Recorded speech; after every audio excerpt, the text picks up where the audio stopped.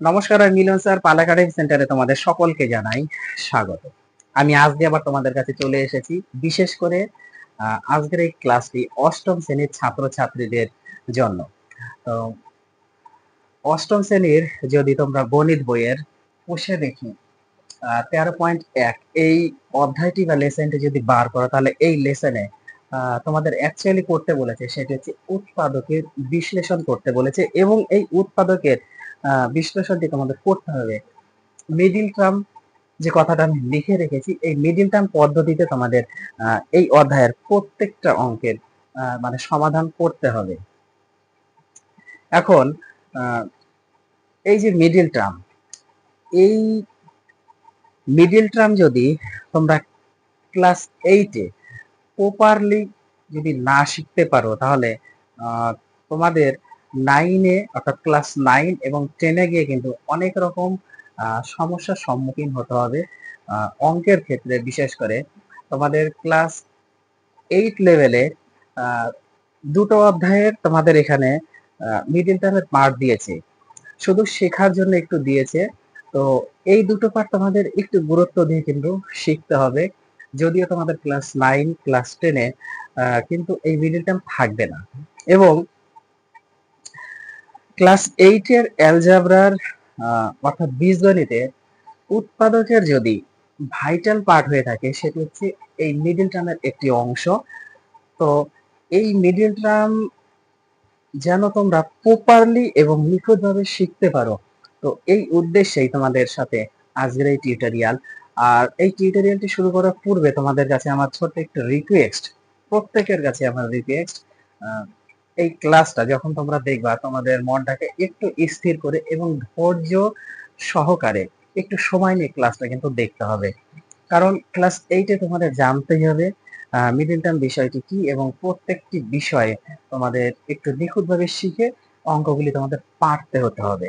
ওকে, এখন এই যে এক দাগের যে অঙ্কটা তোমরা দেখতে পাচ্ছ, আমি কিন্তু একটু লিখে রেখেছি তোমাদের এই অধ্যায়ের মানে এক দাগে কি বলেছে, X square plus P plus Q তার সাথে X plus P Q equal to X plus P into X plus Q অভেদের সাথে তুলনা করতে হবে। এই যে অভেদটা রয়েছে, অ্যাকচুয়ালি এই পদ থেকে এই পদটা কিভাবে আসে এটা আমি আলোচনা করব। যদিও মিডিল টার্মেরই পার্ট, তো এটা আমি আলোচনা করব। তো এটা আলোচনা করার আগে আমাদের সর্বপ্রথম মিডিল টার্ম বিষয়টি আগে জানতে হবে। এখন এই অভেদের সাথে তুলনা করে তোমাদের এই যে 1 আর 2 আমি এখানে লিখে রেখেছি, তোমাদের এক দাগের একটা ছক রয়েছে এবং ছকের মধ্যে বেশ কিছু অঙ্ক রয়েছে। তার মধ্যে আমি মাত্র দুটো অঙ্ক লিখে রেখেছি, এবং এই ছকের মধ্যে তোমাদের বড় বড় আরো দুটো অঙ্ক রয়েছে। সে তোমাদের মিডল টার্মের যত বড়ই অঙ্ক থাক না কেন, সেই অঙ্কগুলিকে মানে বড় বড় টাইপের অঙ্কগুলিকে কিন্তু তোমাদের আগে এই ছোট আকারেই আনতে হবে। যতক্ষণ না পর্যন্ত তোমরা এই আকারে আনতে পারছো, ততক্ষণ কিন্তু তোমাদের পক্ষে মিডল টার্ম করা সম্ভব হবে না। তো যত ধরনের মিডল টার্ম দিক না কেন, সর্বপ্রথম তোমাদের এই চেহারাতেই আনতে হবে, এবং এই চেহারাতে আনার পূর্বেই তোমাদের মিডল টার্ম করতে হবে। সেহেতু তোমাদের গুরুত্বপূর্ণ বিষয় হচ্ছে যে মিডল টার্ম তোমাদের শিখতেই হবে। ওকে, দেখো তারপরে এই অভেদ, দেখো শুরু করার আগে আরেকটু আমি বলে নিই। এই যে অভেদ দেখতে পাচ্ছ, এই অভেদ থেকে তোমাদের এই যে মিডিল টার্মটা, এই মিডিল টার্মের মধ্যে বলেছে অ্যাকচুয়ালি পি এর ভ্যালু কত এবং কিউ এর ভ্যালু কত, সেটা হচ্ছে এই অভেদ থেকে তুলনা করে দেখতে হবে যে অ্যাকচুয়ালি পি এর মানটা এটা থেকে কত আসছে, আর কিউ এর মানটা এটা থেকে কত আসছে। আর এই অঙ্কটার বা এই মিডিল টার্মের অ্যাকচুয়ালি উৎপাদকের বিশ্লেষণে আমরা ভাঙিয়ে কত পেলাম সেটা আমাদের লিখতে হবে, তোমাদের এই ছকের মধ্যে দেওয়া আছে।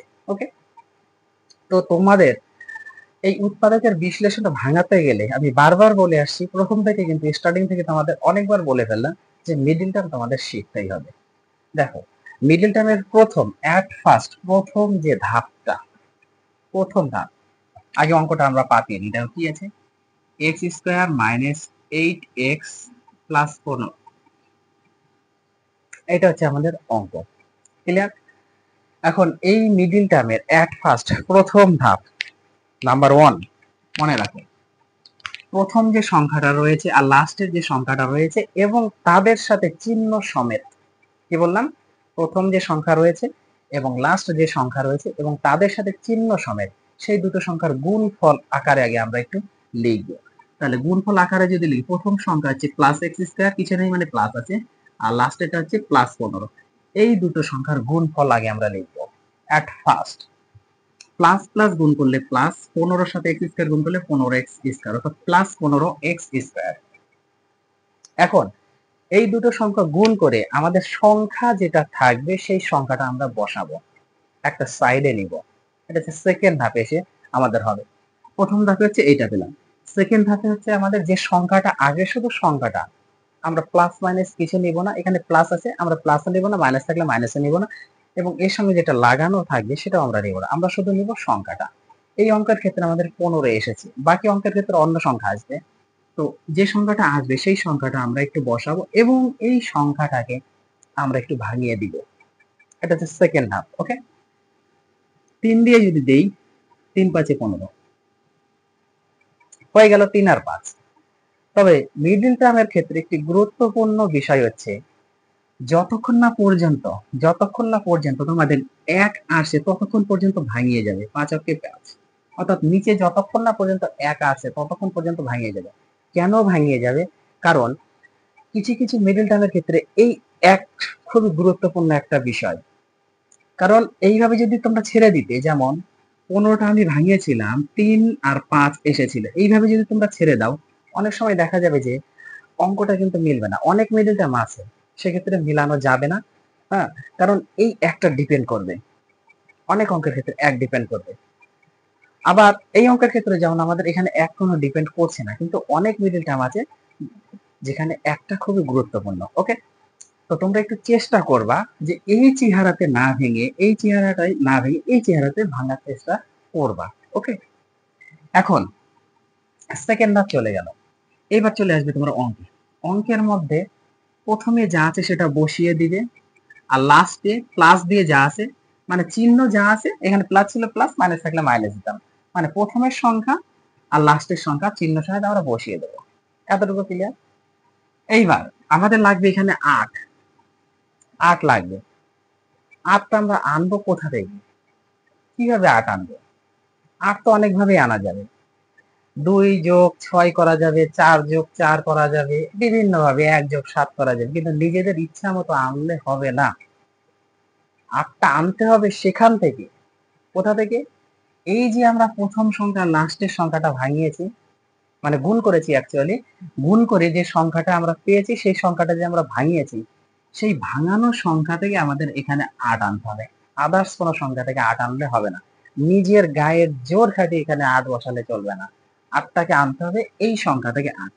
এখন এই সংখ্যা থেকে 8 কিভাবে আনবো? এমন ভাবে আনতে হবে যে দুটো দুটো করে আমরা সংখ্যা নিব, দুটো সংখ্যা গুণ করব, গুণ করে যা হবে বাকি যে সংখ্যাটা থাকবে সেই সংখ্যার সাথে আমরা প্লাস করতে পারি অথবা মাইনাস করতে পারি। ওকে, বোঝা গেল কথাটা? তাহলে দুটো সংখ্যা এখানে দেখো 3 আর 5, আমরা এই দুটো সংখ্যা দিয়ে একটু গুণ করি। এটার ক্ষেত্রে 3 আর 5 গুণ করলে 15, বাকি আছে হচ্ছে আমাদের 1। 15 সাথে যদি 1 যোগ করি 16, কিন্তু আমাদের লাগবে 8, আসছে না। আবার এই দুটো সংখ্যায় কিন্তু আমরা গুণ করেছি, 1 যোগ করেছি, তাহলে একবার বিয়োগ করো, তাহলে 15 থেকে যদি 1 যায় 14, তার মানে এই দুটো সংখ্যা গুণ করে প্লাস মাইনাস পরের সংখ্যাটা করলে আমাদের আসছে না। তাহলে এবার অন্যভাবে দেখো, এবার এই দুটো সংখ্যা গুণ করো, 1 আর 5 যদি গুণ করি, 5 অক্ষে 5, 1 আর 5 গুণ করো, 5 অক্ষে 5, 5 অক্ষে 5। এবার 5 এর সাথে এই দুটো সংখ্যা গুণ করেছি, বাকি থাকলো কি 3, তাহলে এর সাথে 3 একবার যোগ করব, আবার 5 এর সাথে 3 একবার বিয়োগ করব, দেখি কত আসে। এটা যোগ করলে 8, এটা যোগ করলে 2। বোঝা গেল? তার মানে এই দুটো সংখ্যার সাথে গুণ করে আমি প্রথমে 3 যোগ করেছি, 8 পেয়েছি, আবার এই দুটো সংখ্যা গুণ করে 3 বিয়োগ করেছি, 2 পেয়েছি। আমাদের লাগবে 8, আমাদের 2 এর দরকার নেই, এটার আমাদের দরকার নেই, আমাদের দরকার এটা, তাহলে 8 আমরা পেয়ে গেছি।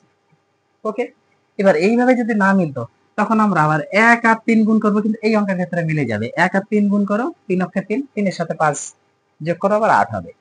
তাহলে আমাদের এই দুটো গুণ করে 3 যোগ করলেও হবে, কিংবা 3 এর সাথে 1 গুণ করে 5 যোগ করলেও হবে, কোনো সমস্যা নেই, 8 আসলেই হলো। তাহলে আমরা এইভাবেই করি। এখন তার মানে 8 এর ফাংশন কিন্তু আমাদের আসছে এখানে যা আছে বসিয়ে দাও, মাইনাস আছে চিহ্ন মাইনাস বসিয়ে দাও।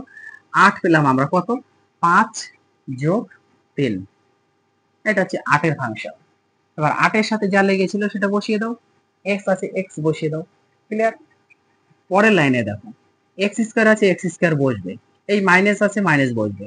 এবার ব্র্যাকেটের সাথে মানে ব্র্যাকেটের বাইরে এক্স আছে মানে কি এই ব্র্যাকেটের দুটো এক্স দ্বারা গুণ হবে। তোমরা যোগ বিয়োগ গুণ ভাগ করেছো ক্লাস 7 এ করেছো। তাহলে 5 এর সাথে x গুণ করো 5x, এই মাইনাস আর এই প্লাস গুণ করলে মাইনাস, 3 এর সাথে আবার x গুণ করলে 3x, প্লাস 15 আছে 15। যখন এই লাইনটা করলা তখন তোমাদের একটা টেস্ট করতে হবে। কি টেস্ট? দেখো খেয়াল করো, আমরা 8 এর ফাংশনের জন্য যে দুটো সংখ্যা পেয়েছি -5 আর -10, এই দুটো সংখ্যা চিহ্ন সমেত -5x গুণ -3x চিহ্ন সমেত এই দুটো সংখ্যার আমরা গুণ করব।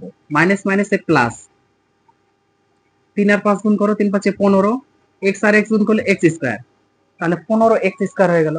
এখন আমাদের দেখতে হবে যে এই দুটো সংখ্যার গুণ করে যদি আমাদের প্রথম দুটো সংখ্যা মানে প্রথম দুটো না সরি এখানে প্রথম সংখ্যা আর লাস্টের সংখ্যা গুণফলের সাথে যদি সমান হয়, কি বললাম, এই দুটো সংখ্যার গুণফল যদি প্রথম সংখ্যা আর লাস্টের সংখ্যার গুণফলের সাথে যদি সমান হয়, তখন তোমরা মনে করবে যে এই অঙ্কটা 100% অ্যাকুরেট আছে।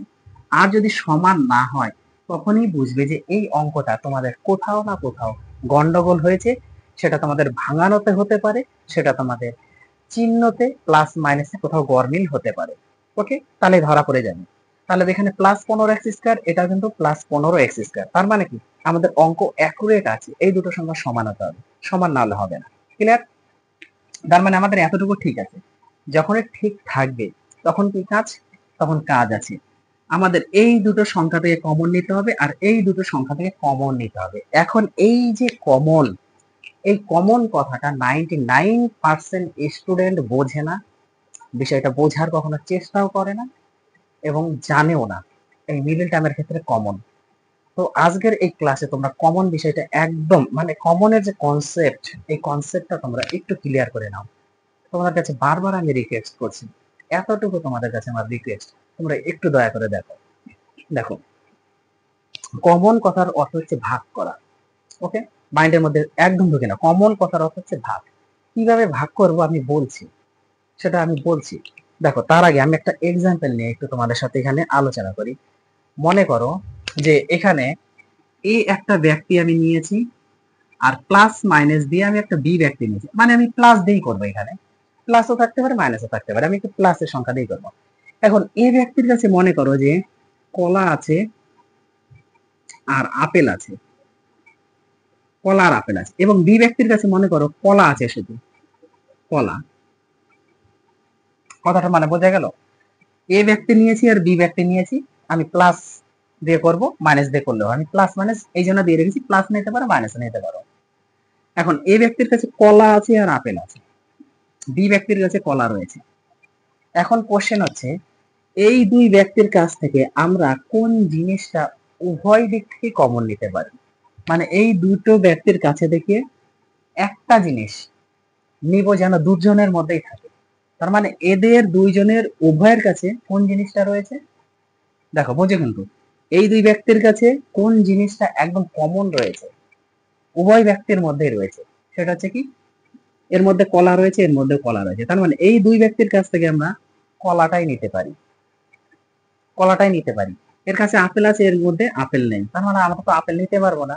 অর্থাৎ উভয় ব্যক্তির কাছ থেকে আমরা কমন প্রোডাক্ট পাচ্ছি কি, একদম কমন প্রোডাক্ট পাচ্ছি হচ্ছে কলা। তার মানে কলা যদি আমরা কমন নিয়ে নিই তাহলে কিন্তু পড়ে থাকবে এই ব্যক্তির আপেল, আপেল, আর এই ব্যক্তির কলা তো আমরা নিয়ে নিয়েছি, কলা আমরা নিয়ে নিয়েছি, কিছু নাই। মানে সবসময় মনে রাখতে হবে যে এক থাকে, এবং সেটা সংখ্যার ক্ষেত্রে। আমি এখানে জাস্ট একটু এক্সাম্পল হিসাবে ধরেছি, তোমাদের এখানে সংখ্যাই থাকবে। এবার কিছু নেই মানে সবসময় মনে রাখতে হবে যে তার কাছে এক আছে, এবং এই এক কি করে এলো, এবার একটু খেয়াল করো। দেখো এই এক কি করে এলো, আমি প্রথমেই বলেছি যে কমন মানে হচ্ছে ভাগ করা, কমন মানে হচ্ছে ভাগ। তাহলে এখানে যেটা আমরা কমন নিব, এখানে যে পদটাকে আমরা কমন নিব সেই পদ দ্বারা এই ব্যক্তির যে প্রোডাক্ট আছে আর এই ব্যক্তির যে প্রোডাক্ট আছে, এই দুটো ব্যক্তির প্রোডাক্টকে এখানে যে প্রোডাক্ট আমরা নিয়েছি সেই প্রোডাক্ট দ্বারা ডিভাইড করব। এটা হচ্ছে ভাগ। তার মানে এর কাছে হচ্ছে কলা আর আপেল, প্লাস দিয়ে আমরা প্লাস এখানে আমরা ইউজ করেছি, আর বি ব্যক্তির কাছে আছে কলা। এখন কি বলেছি যে এখানে যে প্রোডাক্টটা থাকবে আমরা কমন নেব, সেই কমনটা দিয়ে দুই ব্যক্তির জিনিসকে ভাগ করে দেবো। তার মানে এর মাঝে কলা নিয়েছি আমরা, কলা, এটাও তাহলে কলা দ্বারাই ভাগ হবে। তাহলে কলা কলা, দেখো এর কলা কেটে গেল, এর কলা কেটে থাকলো, তাহলে এখানে কিন্তু পড়ে আছে আপেল প্লাস কলা কলা কেটে গেলে কিছু নেই মানে এক। এই যে একটা এইভাবে আসে, অর্থাৎ এখানে সংখ্যা থাকবে। আমি জাস্ট একটু বোঝানোর জন্য তোমাদের আমি বললাম, এবং এই এই জিনিসটা আশা করি তোমাদের যদি একটু বাস্তবের সাথে যদি একটু মানিয়ে নিতে পারো, আই থিঙ্ক যে তোমরা সংখ্যা দিয়ে একটু বেটার বুঝবে। ওকে, এইবার দেখো কমনটা এই দুটোর মধ্যে খেয়াল করো কমন। এই ব্যক্তির দুটো এক্স আছে, আর এই ব্যক্তির কয়টা আছে সংখ্যা, মানে এক্স এর পাওয়ার 2, তার মানে এক্স গুণ এক্স। দেখো এক্স এর পাওয়ার 2 মানে হচ্ছে এক্স গুণ এক্স, দুটো এক্স আছে। আর এই ব্যক্তির সংখ্যা আছে মাইনাস ছিল -5 আছে, আর এক্স আছে একটা। এই ব্যক্তির সংখ্যা আছে 5 এবং তার এক্স আছে হচ্ছে একটা, কিন্তু এই ব্যক্তির কোনো সংখ্যা নেই। তার মানে বোঝা যাচ্ছে যে এই দুই ব্যক্তির, এটা এ ব্যক্তি এটা বি ব্যক্তি যদি আমরা ধরি, তাহলে এই দুই ব্যক্তির মধ্যে আমরা উভয় মানে হচ্ছে কমন প্রোডাক্ট কোনটা পাচ্ছি, এর মধ্যে এক্স আছে, এর মধ্যে এক্স আছে, তাহলে এই এক্সটাকেই আমরা কমন নিতে পারবো।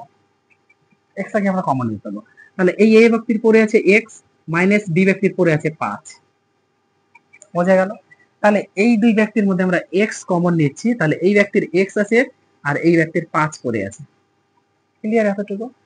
এখন এই ব্যক্তির ক্ষেত্রে আসি, এর মধ্যে হচ্ছে সংখ্যা 3 আছে আর এক্স আছে। দেখো সংখ্যা 3 আর এক্স আছে, আর এই ব্যক্তির এটা মাইনাস, আর এটা হচ্ছে প্লাস 15 আছে, তার মানে এই ব্যক্তির মধ্যে এক্স আছে, এই ব্যক্তির মধ্যে এক্স নেই, তার মানে এক্স তো আমাদের মাথার মধ্যে আসবেই না, যে এক্স আমরা কমন নিতে পারবো না, এর নাই মানে এক্স কমন নিতে পারবো না, এক্স বাদ। মাইনাস আছে, মাইনাসটা থাকবে। ওকে, এখন এখানে সংখ্যা 3 আছে, এর মধ্যে 15 আছে, এর মধ্যে কি 3 আছে? 15 এর মধ্যে কি 3 আছে? অবশ্যই আছে। কিভাবে বলো? কারণ আমি প্রথমেই বলেছি কমন নেওয়া কথার অর্থ হচ্ছে ভাগ করা। তাহলে এখানে যদি আমরা 3 যদি কমন নেই, তার মানে এই 3 দিয়ে এই 15 ভাগ করতে হবে। 3 এর ঘরে 15 অবশ্যই আছে, 3 পাশে 15 আছে না 3? তাহলে অবশ্যই আছে। তার মানে 15 কে আমরা এইভাবে লিখতে পারি যে 3 গুণ 5 ইকুয়াল টু 15। তাহলে 15 এর মধ্যে একটা 3 আছে না, তাহলে 3টা কমন নিয়ে নিলাম। তাহলে এখানে x পড়ে থাকলো, এবার এই মাইনাস এই প্লাস গুণ করলে মাইনাস, 3 দিয়ে 15 ভাগ করলে 5। বোঝা গেছে কমন? কমন জিনিসটা কিন্তু একটু প্রপারলি তোমাদের বুঝতে হবে, নাহলে কিন্তু হবে না। যখনই কমন নিলে তখনই তোমাদের একটা জিনিস খেয়াল রাখতে হবে যে আমরা ব্র্যাকেটে যেটা রেখেছি এই দুটো পদ যেন সমান থাকে, দুটো পদ যেন সমান হয়। যদি সমান না হয় তখন তোমরা ধরে রাখবে 100% তোমাদের কমনে ভুল হয়ে গেছে, কোথাও না কোথাও ভুল হয়েছেই কমনে, এবং সেটা ধরা পড়বে এই দুটো ব্র্যাকেটের মধ্যে। কমন ঠিক থাকলে ব্র্যাকেটে দুটো সেম হবে। ওকে, এইবার এই দুটোর মধ্যে একটা আমরা নিয়ে নিলাম কমন, আবার একটা কমন নিয়ে নিলাম। তাহলে পড়ে আছে কি, এখানে এক্স পড়ে আছে আর এখানে পড়ে আছে -3, এক্স পড়ে আছে -3 পড়ে আছে।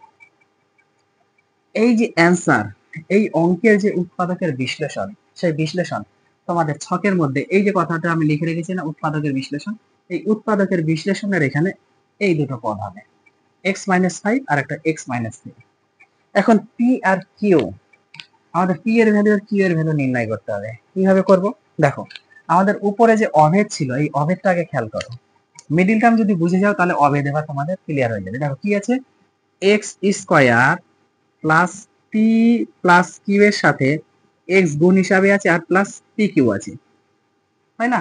এইটা ইকুয়াল টু এটা কি করে আসে দেখো, এক্স স্কোয়ার, এই ব্র্যাকেটের বাইরে এক্স আছে মানে এক্স যেটা গুণ হবে, প্লাস পি এর সাথে একবার গুণ হবে এক্স, আবার প্লাস প্লাসে প্লাস, কিউ এর সাথে একবার এক্স গুণ করলে Q X plus P Q আছে, পি কিউ থাকবে। এখন সেম আমরা যেমন এটাতে এই দুটোর মধ্যে কমন নিয়েছি, এই দুটোর মধ্যে কমন, সেম এই দুটোর মধ্যে কমন নাও। দেখো এক্স কমন যাবে, এক্স কমন যাবে, কারণ দুই ব্যক্তির মধ্যে এক্স আছে, পি তো আর নাই। তাহলে এখানে দুটো ছিল, একটা নিয়ে নিয়েছি, তাহলে একটা এক্স থাকবে, প্লাস এই এক্স তো আমরা নিয়ে নিয়েছি, তাহলে পি আছে, পি। এই দুই ব্যক্তি, এবার এই দুটোর মধ্যে দেখো, এই দুটোর মধ্যে এখানে এক্স আছে, এখানে নাই, তার মানে এক্স তো আমাদের মাথাতে আসবে না, এক্স কমন যাবে না। এর মধ্যে কিউ আছে, এর মধ্যে কিউ আছে, তাহলে কিউটা কমন যাবে, তাহলে পড়ে থাকলো এক্স প্লাস পি। দেখো এই দুটো জিনিস same, x plus P, x plus P same. তাহলে এই দুটোর মধ্যে আমরা আর একবার কমন নিয়ে নিলাম, আর পড়ে থাকলো আমাদের এক্স প্লাস, এই যে এক্স প্লাস কিউ। তাহলে এই পদ থেকে অ্যাকচুয়ালি এটা এসেছে, x plus P R x plus P, এই পদটা এসেছে। এখন এই অভেদের সাথে এর সাথে আমাদের এইটা তুলনা করতে হবে। তাহলে এইটা ইকুয়াল টু মানে কি, এইটা ইকুয়াল টু মানে কিন্তু আমাদের এইটা এক্স মাইনাস ফাইভ আর এক্স মাইনাস থ্রি। তাহলে এটা যদি পি হয় তাহলে এটাই পি, এটা যদি কিউ হয় তাহলে এটাই কিউ, তাই না? এটা যদি পি হয় তাহলে প্রথমটা পি, প্রথমটা পি, পরেরটা কিউ, পরেরটা কিউ।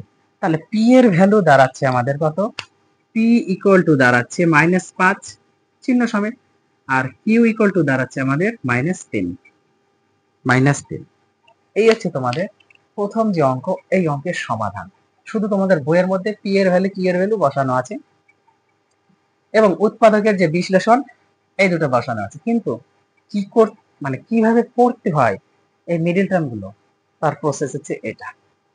আশা করি তোমরা প্রত্যেকেই সুন্দরভাবে বিষয়গুলি বুঝতে পেরেছো। তাহলে 1 নাম্বার হয়ে গেল। এইবার আসবো আমরা 2 নাম্বারে। তো তোমাদের যদি দরকার হয় এটা একটু দয়া করে স্ক্রিনশটটা করো এবং খাতাতে সুন্দরভাবে একটু নোটটা করার চেষ্টা করো। তাহলে এই পার্টটা আমি একটু মুছবো।